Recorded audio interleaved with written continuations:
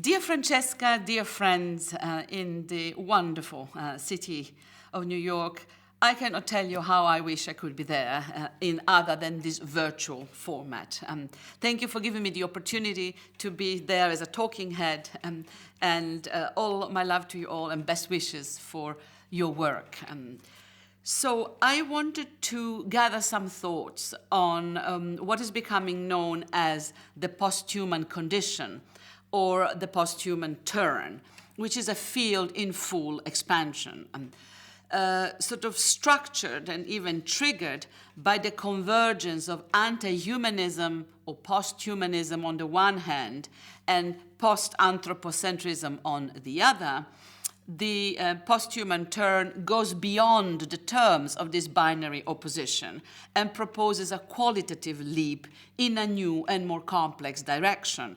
Anti-humanism, after all, or posthumanism, is just the critique of the humanist ideal of man as the universal representative of the human, whereas post-anthropocentrism criticizes species hierarchy and advances ecological justice. But just the convergence of the two is not enough to explain the change of paradigm that we are living at the moment, a moment in which the notion of the human emerges as a question. Now, we have learned from reading Michel Foucault's The Order of Things way back in 1966 that a category of thought emerges at the moment of its disappearance, that there is a correlation between becoming thinkable and somewhat entering a state of crisis. This is why in 1966 Foucault talks about the death of man. Imagine how long ago that was. It meant the crisis of humanism. Well, that crisis has become terminal, it seems to me, and it has become the crucial issue in so much of our work today. I will give you two examples of institutional practices that are dealing with this. The first one comes from the University of Oxford in the UK, where a major transhumanist multidisciplinary research institute that has just been set up not so long ago, called the Future of Humanity Institute.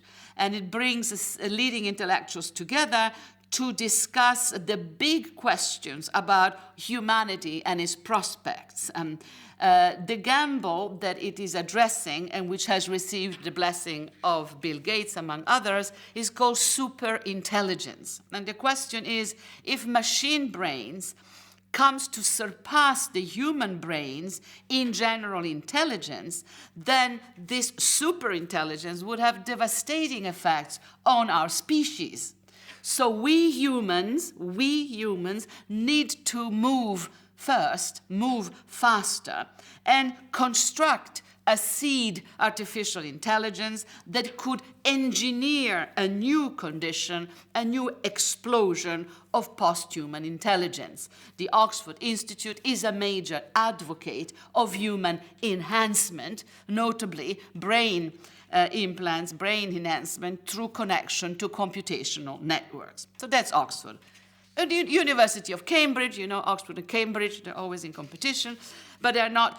Cambridge, also in the UK, has set up the institute, the Center for the Study of Global Risk. Global existential risk. That is an interdisciplinary research center that studies the risk of human extinction and the many extinction-level risks that are facing the human today because of our technological advances. The best minds are tackling the greatest challenges of the coming century due to our rapidly developing technological power. It is clear that humanity here emerges as an object of intense debate, but also of intensive anxiety.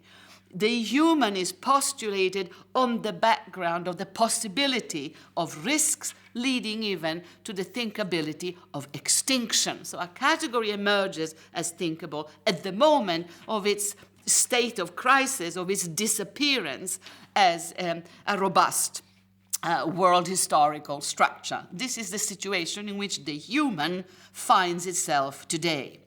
So a sort of we emerges out of this conversation. A recomposition of the human as an endangered category.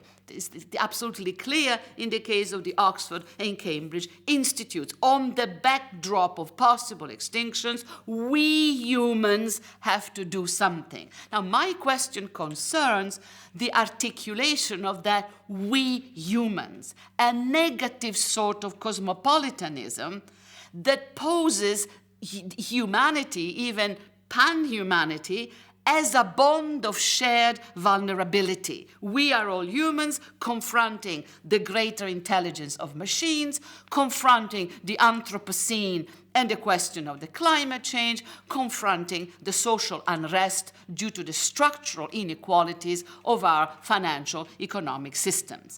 Now, the size of the scholarship on the environmental crisis, on the climate change crisis, on the economic crisis, on the refugee crisis, on the terrorism crisis is gigantic. It seems that crises are proliferating as the way of being of contemporary subjects. And I think I would call this the scholarship of anxiety about the state of the human. And probably the best examples of these are our philosophers, Habermas, Fukuyama, Sloterdijk, all of whom have written about the future of human nature prior to the Oxford and Cambridge Institutes taking this issue so seriously. Is there a future? Where are we going? Popular culture is very active in feeding the industry of posthuman anxiety. And we have, of course, the whole genre of disaster movie and disaster computer games, building on a long-established tradition of science fiction literature, being extremely active at the moment, extremely popular. I would say that for the majority of people in the developed world, the question of climate change is constructed through Hollywood disaster movies and a great deal of popular culture products. They really construct the social imaginary of disaster.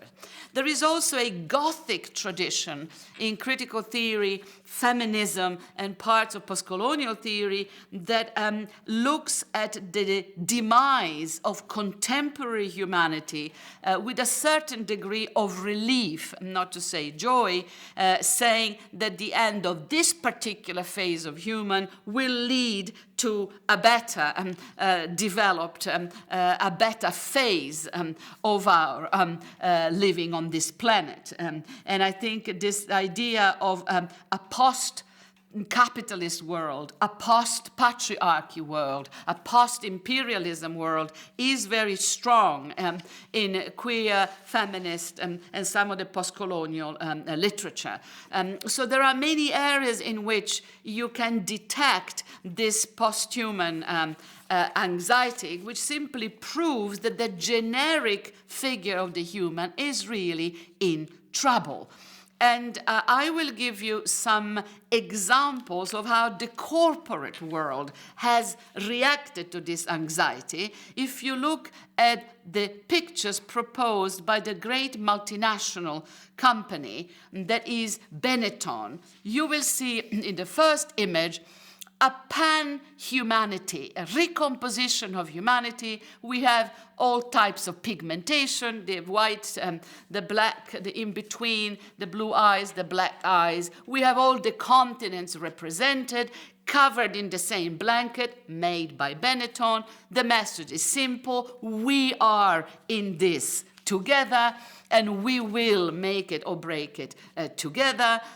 This kind of neo-humanist corporate ethos is very, very dominant. It is also known a little bit as United Nations neo-humanism, and it leaves me very, very skeptical, because look at the second image. We have here a complete erasure of the power differences, not only as they exist today through racialization, sexualization, naturalizations of inequalities, not only those differences, but the history of those differences, the dense materiality of concepts such as race, class, ethnicity, age, gender, sexuality, deep, complex histories that are being wiped out in the name of a shallow, opportunistic neo-humanism, only one race, the human race. I want to argue forcefully that critical posthuman theory opposes this negative recomposition of a cosmopolitan bond postulated by fear and vulnerability. What posthuman theory wants to offer is an affirmative alternative to ways of being human in the world today. No question that there is a trouble at the moment about the figure of the woman, of the human, and the woman as well. Donna Haraway put it very clearly: man, the taxonomic type, has become man, the brand. Masumi, coming from the Deleuze camp, talks about the phenomenon of X-men, a generic matrix embedded in the materiality of the human. And Hart and Negri talk about the anthropological exodus from dominant configurations of the human. The point is that before we enter into joyful celebration of new post-posthuman recomposition of we are in this together, we need to start from reminding ourselves that we were not human in the same way to begin with. So we have to be mindful of the fact that the human is not a neutral term. Foucault told us this way back in the 1960s. It is a term that indexes access to privileges and entitlements. So we need to keep in mind that declaring some categories human or not is a way of indexing access to powers and entitlements, so that we cannot take either the human or the post-human as neutral category, nor can we imagine that any jump over the human is immediately and intrinsically liberatory. To be post-human does not mean that you are post-power, post-class, post-gender, post-violence, quite on the contrary. In some ways, and as I will go on to argue, the contemporary globalized world exacerbates those relationships of power, domination, and as Saskia Sessens put it, of expulsion and eviction of so many people. So what we need to agree on, that there is a crisis of the universal mode of man, and an attempt to recompose a corporate neo-humanism, and that the posthuman turn is actually addressing critically both these issues. And for a posthuman approach, the starting point is what we used to call the human. Look at this picture. The humanist ideal, the Vitruvian man, is now completely subsumed into a political economy of commodification and global consumption. So in response to the United Colors of Benetton image of a recomposition of humanity, I would like the Starbucks Vitruvian man to come into the picture and to point out the extent to which we have here a market economy assimilation of the human that we need to look at very, very carefully. The posthuman turn begins with a political analysis of the conditions by which the human today is inserted into, subsumed into a system of commodification. And I'll tell you more about it in a minute. So what becomes thinkable in the posthuman turn, beyond the critique of humanism and the critique of species supremacy, is, first of all, the continuum nature-culture. We've talked a lot about this continuum, but it is very difficult to do research in the humanities and social sciences if you're assuming no distinction between nature and culture, if you're assuming the non-centrality of anthropos, of our species, the end of the categorical distinctions between anthropos and the life that is human life, that is to say bios, the distinction between anthropos and bios, and the non-human and the non-human life, which is zoe.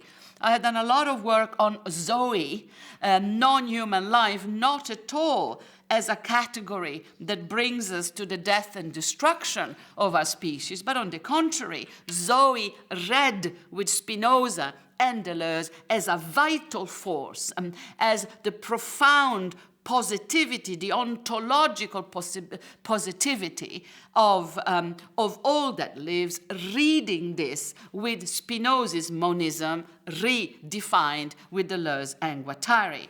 The nature-culture continuum points in the direction of monistic political ontologies which make for embodied and embedded selves, where embodiment entails the embrainment of the body and the embodiment of the brain, thinking, living, intelligent, self-organizing matter.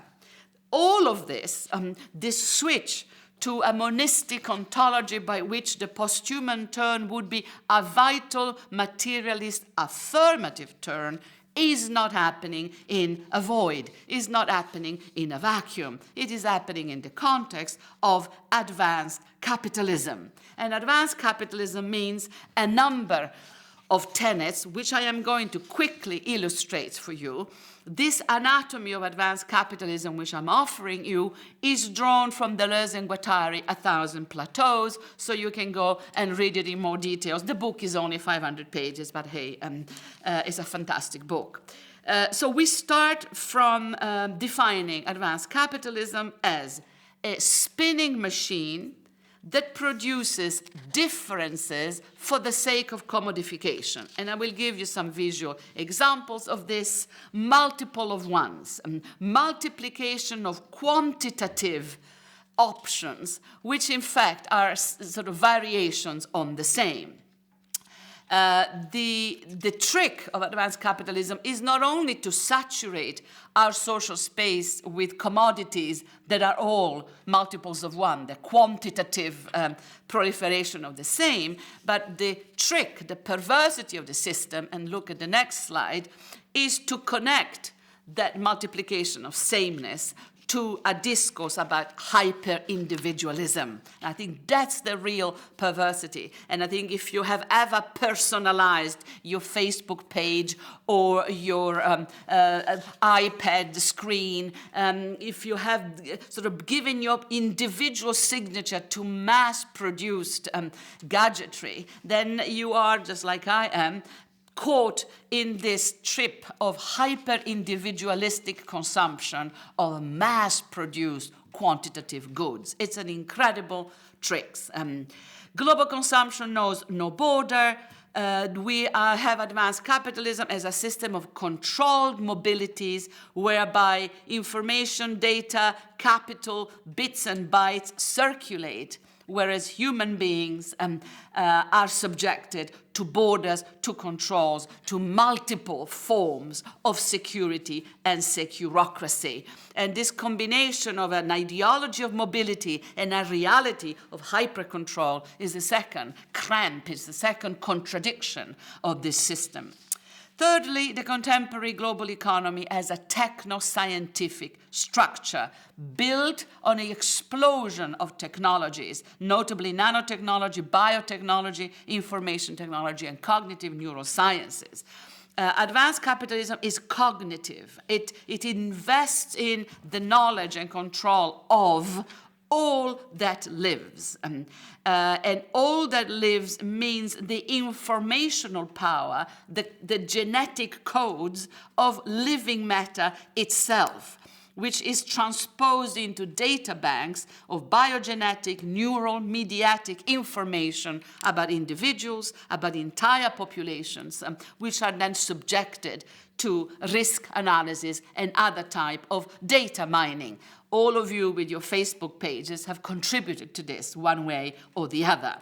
These practices reduce bodies to their informational substructure in terms of energy resources and informational code. Life emerges from this as the great capital.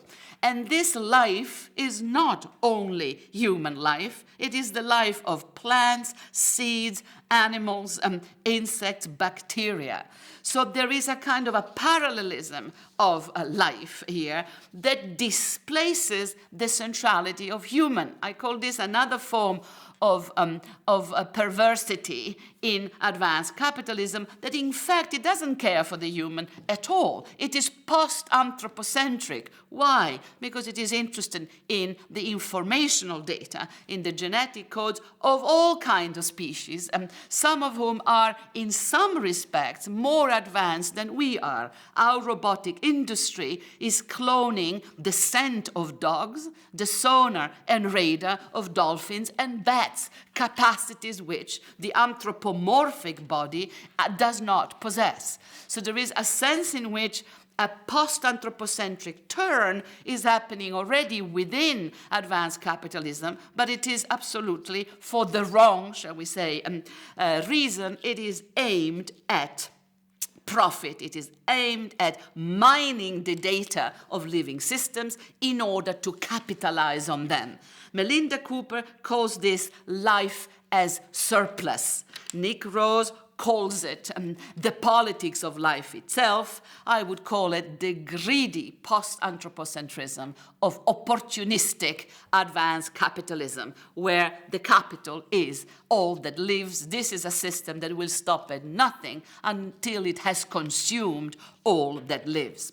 One of the side effects of this is the proliferation of inhumanity within this posthuman global economy. I said before that at the level of our informational capacity, the human body is actually not so central for our system of data mining. And there are entire categories of people that are equally reduced to forms of vulnerability and non-value, and I shall return to them in a second.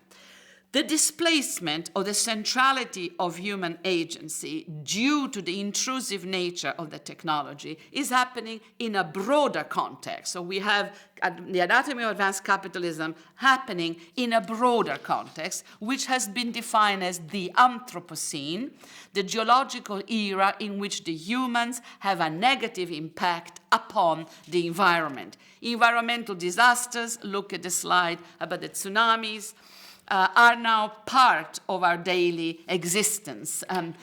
Look at the fire situation in Australia. The Anthropocene has also been described by Donna Haraway as the capitalocene. It is not a natural disaster coming out of nowhere. These are disasters that are man-made and that are the result of our impact upon the environment. Jussi Parikka, the media theorist, calls it the anthropocene because these are due to the obscenities of the inequalities, of the devastation, of the violence that advanced capitalism is predicating upon the earth. And the anthropocene echoes Zilla Eisenstein's global obscenities and Vandana Shiva biopiracy, the devastation of the environment for the sake of profit. So the inhumane aspects of our conditions are also environmental. They are posthuman in the sense of being non-human, but the human intervention in there is enormous. The other aspect of the inhumanity of today is due to what Achille Mbembe has called the necropolitical governmentality of our times. We are at war. We are at war against invisible enemies and terror and whatever. And these invisible enemies are fought with the help of very advanced technologies. Look at the next slide. Technology has a huge role to play in the contemporary warfare, which is driven by drones and other post-anthropocentric unmanned vehicles, which are part of a large robot army that we are basically deploying since Afghanistan a decade ago in Yemen and in parts of Syria, trying to fight these invisible enemies. There are hundreds of drones now, so many that Google Earth has designed a special program to delete their flying paths from their satellite photographs. Drones come in all sorts of sizes, some as small as a ring, some as gigantic as the Predator that you see there.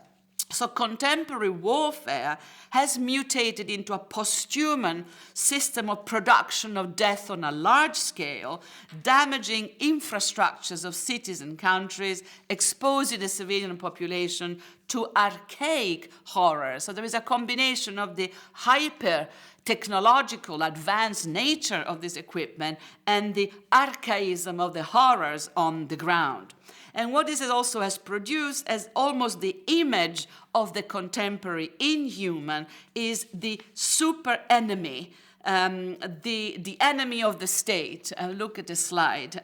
The terrorist, the homemade terrorist, ready to strike anytime, anywhere. All the more dangerous as we cannot predict him. And this is the Vitruvian man, gone inhuman, gone homicidal, gone genocidal. And I would say is the image of contemporary terror in our collective imaginaries. And I would like to replace this imaginary of terror at the level of security, the security against which the corporate world says that we must unite. Replace that image also with other images of unwanted others. The forms of exclusion, look at the slide, forms of exclusion and inhumanity that are exercised against civilians, that are denied access to the free world, to the rich world.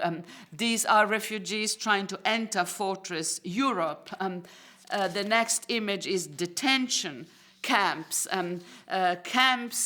where homeless people, where refugees, expelled people, endangered people are left sometimes for years on end, being denied the status of full-time humans, being infrahuman in some ways. And I think the idea of the detention camp, the areas of imprisonment as a feature of our social space. Here, Giorgio Agamben has done important work, imprisonment, incarceration as a growing feature of our inhuman, posthuman universe.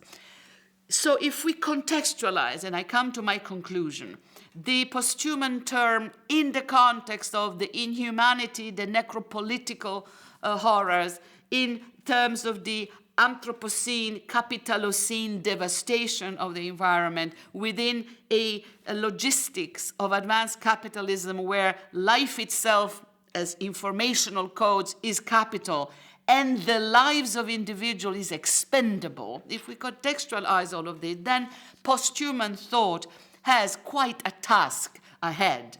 And I would like to argue that what we need is the critical posthuman thought that is connected to monistic, vital, materialist politics. We need to understand that there is a change of paradigm about the human, but that this change of paradigm is postulated on a number of cognitive capitalist premises, for instance, the premise that life is the real capital, that require a real serious political public debate. We need to reground our posthuman conditions in a relational understanding of our subjectivity. We are embedded, embodied, relational, affective, accountable. In this respect, we are in this together. But we need to resist the enthusiastic and somewhat opportunistic sort of declaration of a new pan-human bond that would somehow be the answer to the great conflict and contradiction of the posthuman conditions. I don't think that there has to be be a new universalized we that emerges out of vulnerability and shared terror on the ruins of the previous humanity. What I would like to see is grounded, materialist, sober recompositions of relational selves, grounded and accountable, located, using vital materialist philosophies to give us an ethical compass by which we could say that these are the boundaries of sustainability of the particular type of communities that we want to become. I would like to see the digital enter the slums and the places of devastation. I would not want people that are online all the time to forget that only 1/3 of households on Earth have electricity. I would like to think structural inequalities and human enhancement at the same time, or at least parallel to each other. I would like to keep in mind the inhuman while I postulate great posthuman possibility. We need affirmative ethical political perspectives and not taking a flight into a new corporate humanities.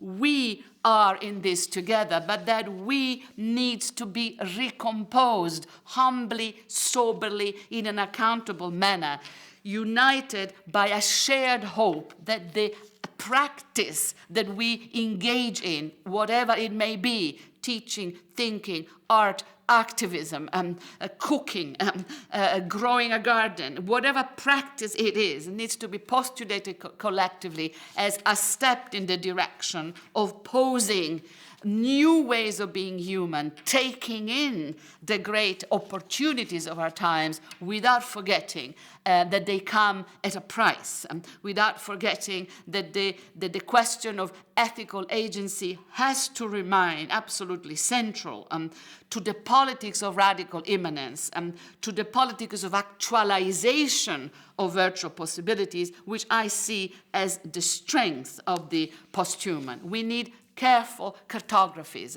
We need to account for the multiplicity of contradictions that we inhabit as we try to steer our course towards this, the best of all possible worlds, as Deleuze would say slightly ironically, not normatively the best, but the best because it is the best that we have managed to produce. It's the best that our collective intelligence, our science, our technology, our culture, our desire has been able to produce. So this fundamental love for the world is at the basis of a posthuman ethics where we try to take accountability, rejoice in the enormous opportunities of today. Oxford and Cambridge are absolutely right. What an amazing time to be alive. But there is work to be done. Let's not be triumphalists. Let's be sober together to be worthy of the complexity of today.